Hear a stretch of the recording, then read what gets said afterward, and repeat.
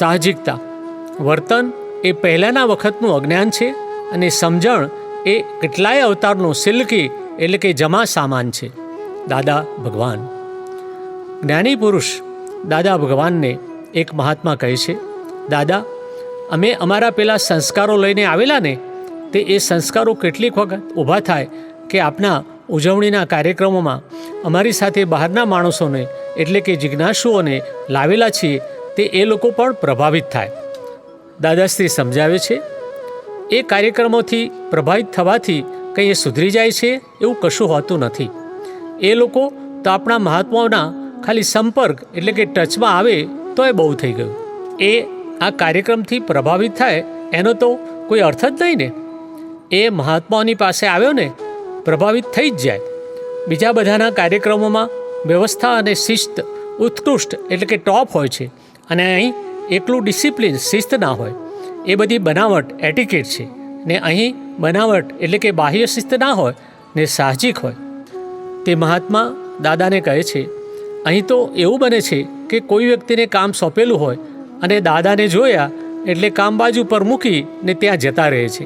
હવે એનું શું કરવું? તો એવું મારામાં ના થવું જોઈએ કે આ દાદાનું કામ હું કરી રહ્યો છું ને મારે એ કરવું મૂકીને ત્યાં દાદા આગળ ના જતા રહેવું જોઈએ. દાદાશ્રી કહે છે, એવી દરેકની પ્રકૃતિ ના હોય ને. આ તો આમ જ હોય. આ જે છે એ જ ન્યાય છે. સૌની પ્રકૃતિ પ્રમાણે છે. કોઈ એકલો ભાત જ ખાતો હોય ને એ કહે કે હવે બધાને ભાત જ ખવડાવો તો શું બાકી રહે? ભાત આપણી પાસે ભાગ્યે જ આવે.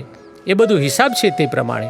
અને કોઈને આપણે આવા પ્રસંગે તેડી લાવ્યા હોય તો એને કહી દેવું કે આ લોકોની એવી કંઈ કશી શિસ્તની પડેલી નથી, એટલે પછી છેવટે આવું હોય તેવું હોય એ જોશે નહીં.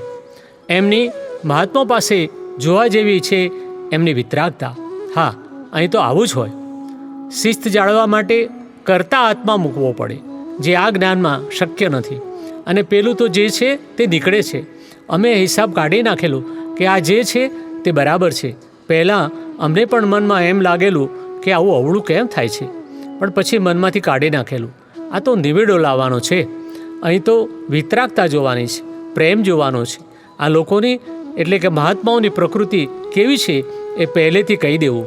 આપણે દાદાના પ્રસંગમાં લાવેલ મહાત્માઓને કહેવું, વિતરાગતા જોવી હોય તો ત્યાં આવો, બસ. આપતું સૂત્ર. આચરણ એનું નામ કે યથાર્થ સમજમાં આવવું.